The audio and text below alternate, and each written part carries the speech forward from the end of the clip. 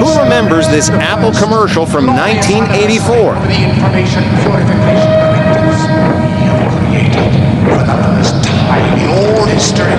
A garden of pure ideology where each worker may bloom, secure from the pests, obeying contradictory laws.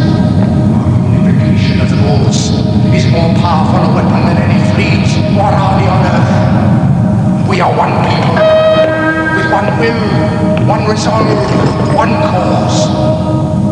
Our enemies shall talk themselves to death, and we will bury them with their own confusion. We shall prevail. On January 24th, Apple Computer will introduce Macintosh. And you'll see why 1984 won't be like 1984.